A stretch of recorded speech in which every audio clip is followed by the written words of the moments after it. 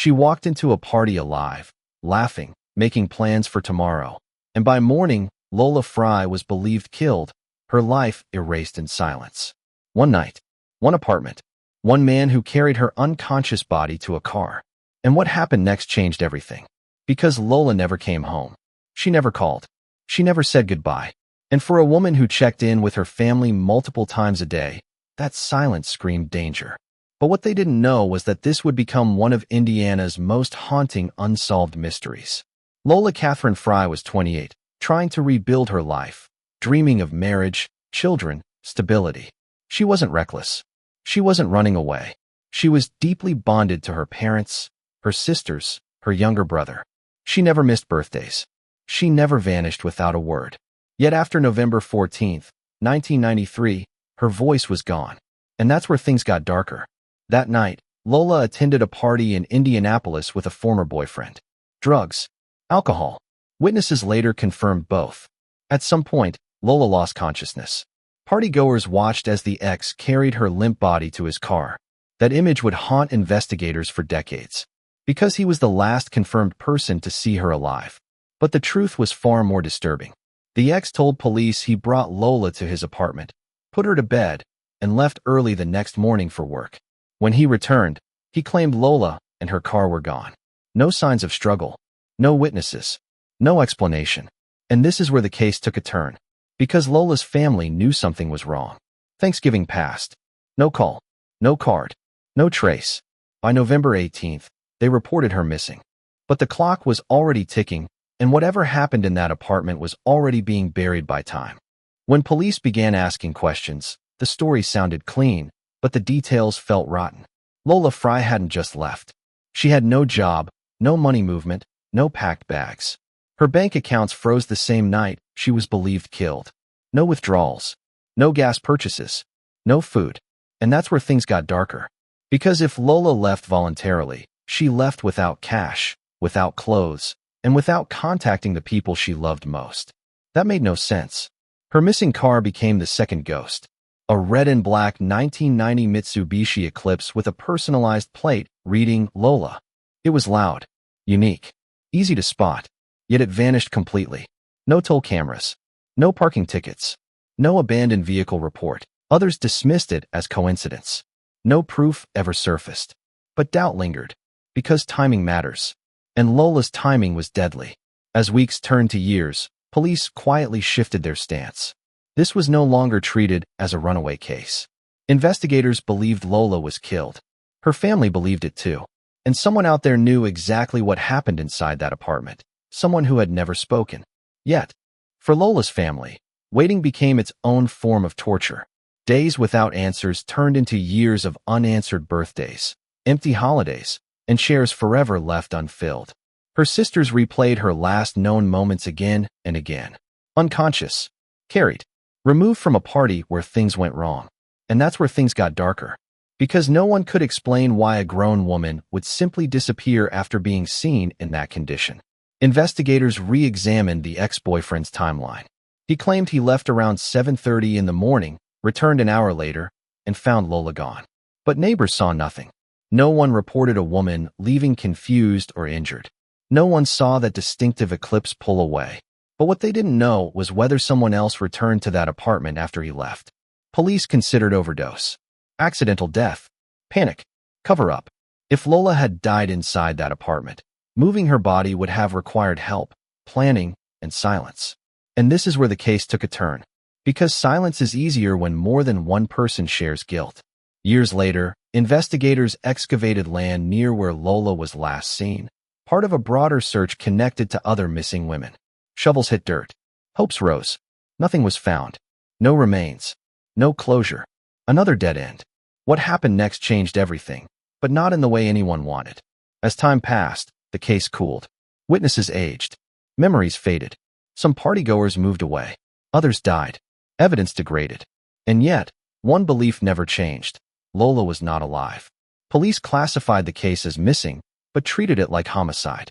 Her sisters openly stated they believed Lola died that night and was hidden somewhere unreachable. A private investigator later suggested a possible location east of the Edinburgh exit off Interstate 65, near Hope, or Schaefer Lake. Private land. Limited access. No warrants. And that's where things got darker. Because if Lola's body was placed there, it was done by someone who understood geography and how to avoid detection. Still, no arrests. No confessions. Just a family trapped in permanent limbo, begging for one truth. Where's Lola Fry? 30 years have passed, but the night Lola Fry was believed killed has never loosened its grip. Every retelling sharpens the same question. What truly happened after she lost consciousness? Because unconscious people don't make choices. They don't drive away. They are acted upon. And that's where things got darker. Investigators believe something went catastrophically wrong at that party. Whether Lola overdosed, was assaulted, or suffered a fatal injury, the response afterward mattered more than the cause. Panic can turn accidents into crimes. Fear can turn witnesses into accomplices. And this is where the case took a turn. Because no emergency call was made. No hospital visit. No attempt to save her. Only silence. The ex-boyfriend has never been charged. He denied harming Lola. He denied knowing where she went. And legally, denial was enough. Because every advancement increases the risk for those who stayed silent. Someone who thought they were safe in 1993 may no longer be safe today. Lola wanted a future, a family, a life beyond nightclubs and mistakes. Instead, she became a question mark, a warning, a wound that never healed. And somewhere, on private land, underwater, or hidden in plain sight, lies the answer. Until that truth surfaces, the night Lola Fry was believed murdered will continue to demand justice. The most terrifying part of the Lola Fry case isn't what we know. It's what was almost certainly covered up. Because crimes don't vanish without effort. And effort leaves traces. But what they didn't know in 1993 was how long those traces could survive. Police now believe Lola was killed inside that Indianapolis apartment. That belief is rooted in behavior. No phone calls. No financial activity. No personal items recovered. And that's where things got darker. Because if she died there, every minute afterward was a decision. Hide, lie, destroy. Witnesses at the party described drugs everywhere. Alcohol flowing freely. Impaired judgment. That environment creates chaos. But chaos doesn't explain the coordinated disappearance of a body and a car. And this is where the case took a turn. Because coordination suggests planning or help. Over the years, investigators revisited old statements. They noticed inconsistencies that didn't matter before but matter now. Times that don't line up. Actions that don't make sense. Memories that conveniently failed. What happened next changed everything. Because those inconsistencies point toward one possibility: multiple participants protecting each other. The absence of Lola's Eclipse remains one of the strongest indicators of foul play.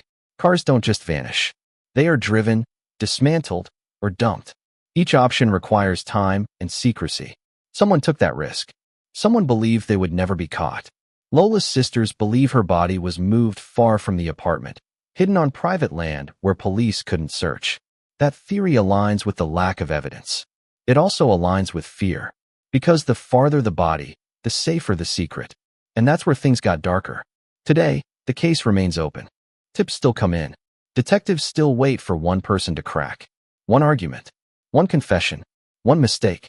Because history proves something again and again, secrets decay. And when they do, the truth comes screaming out.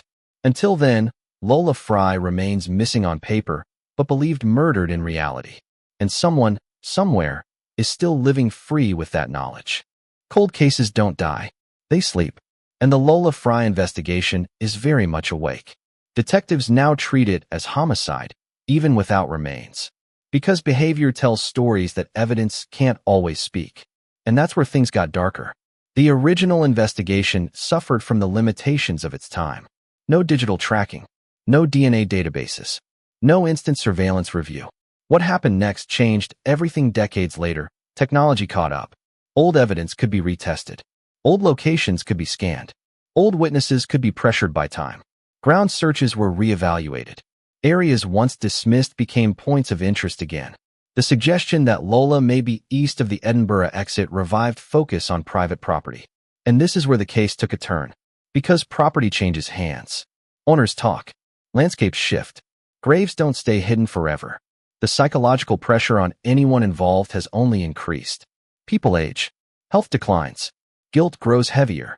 Family members ask questions, and that's where things got darker.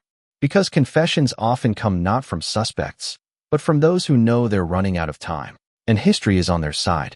Because almost every long-buried secret ends the same way, with one sentence that destroys decades of silence. The night Lola Fry was believed killed is not finished. It is paused, and when it resumes, it will not be quiet. Imagine carrying a secret for 30 years. Every holiday, every headline, every knock at the door. That's the invisible prison surrounding the Lola Fry case. And that's where things got darker. Police believe at least one person from that party knows exactly what happened after Lola lost consciousness. They believe someone helped move her body. Someone helped hide the car. Someone chose silence over humanity. And this is where the case took a turn. Because shared guilt creates fragile alliances. Over time, alliances break. Relationships end. Arguments erupt. People slip. Investigators wait for that fracture. What happened next changed everything in similar cases across the country, and it could happen here. The absence of forensic closure doesn't mean the absence of truth. It means the truth is trapped behind fear. Fear of prison, fear of exposure, fear of destroying families built on lies. But what they didn't know is that silence doesn't protect, it delays. Modern cold case units thrive on patience. They revisit suspects when life's circumstances change. Divorce, addiction, financial trouble, illness. These moments weaken resolve. And that's where things got darker. Because pressure reveals cracks. Lola's sisters have publicly stated they believe the men at the party hid her body. That accusation is not made lightly. It comes from decades of unanswered questions and official belief in foul play. And this is where the case took a turn again. Because public accusations raise stakes. The family's message is simple. Tell us where she is. Not why, not how, just where. That plea has echoed for 30 years. It carries weight. It wears down defenses. One day, someone will decide the secret is heavier than the consequences. One day, a map will be drawn, a location named, a search conducted. And when that happens, everything changes. Until then, the Lola Fry case remains a ticking clock, counting down to the moment silence finally breaks. Every cold case reaches a moment when the past collides with the present. For Lola Fry, that moment is approaching. And that's where things got darker. Advancements in search technology mean land once considered impossible can now be scanned without digging. Lakes can be mapped. Soil can be read. Anomalies can be detected. What they didn't know in 1993 is that hiding a body is no longer permanent. Investigators believe Lola's car may hold the key. Vehicles leave trails. Parts resurface. VIN numbers whisper secrets decades later. And this is where the case took a turn. Because even destroyed cars leave echoes. Public interest has surged again. Podcasts, videos, renewed tip lines. Each retelling forces someone involved to hear Lola's name again. To remember her face. To relive that night. And that's where things got darker. Because memory is relentless. The official stance remains unchanged. This is a missing person case treated as homicide. That wording matters. It signals belief. It signals intent. It tells anyone involved that police have not given up. What happened next changed everything. The waiting game reversed. Now, investigators wait for the guilty to make mistakes. A careless comment. A drunken confession. A deathbed admission. History proves it happens. And when it does, cases like this explode open. Lola's family still lives in two timelines. The life she should have had, and the nightmare that replaced it. They imagine weddings that never happened. Children never born. The question is no longer if the truth will surface. It's when, and who will be standing when it does. In true crime, time is both enemy and ally. It erases evidence, but it also erodes lies. And in the Lola Fry case, time is starting to work against those who stayed silent. And that's where things got darker. Detectives believe the key suspect was questioned early and protected by the lack of physical proof. But protection fades when memories contradict each other, when old statements no longer align. And this is where the case took a turn. Because contradictions are louder decades later. Cold case investigators often re-interview witnesses not to gather new facts, but to observe reactions. Body language, emotional shifts, defensive patterns. What happened next changed everything in other cases. And it could here. The theory remains consistent. Lola was killed after losing consciousness. Her death triggered panic, and the night Lola was believed murdered continues to echo. waiting for its final answer. One night in 1993 stole an entire future. Lola Fry should be 49 today. She should have children, memories, wrinkles earned by laughter. Instead, she exists in fragments, photos, theories, pain. And that's where things got darker. This case is not about mystery alone. It's about accountability. Someone made a decision not to call for help. Someone chose self-preservation over a human life. And this is where the case took a turn, because that choice created decades of suffering. Police still believe foul play ended Lola's life. They believe evidence exists. They believe someone knows where she is. That belief keeps the investigation alive. What happened next will define everything. The family's plea remains open. If you were there, if you helped, if you heard something, speak now. Time does not erase responsibility. And that's where things got darker. Because silence compounds guilt. Cold cases are solved every year. Sometimes by science. Sometimes by conscience. Sometimes by accident. But they are solved. And history suggests this one will be too. When the truth finally surfaces, when Lola is found, there will be no celebration. Only grief, relief, and a reckoning. Because justice delayed still demands a price. Until that day, Lola Fry's story remains unfinished. A warning about nights that spiral out of control. About choices made in fear. About lives that matter even when no one is watching. If you know what happened to Lola Fry, speak. Because the truth is not buried forever. It waits. And it always comes back. And when it does, this story will finally end.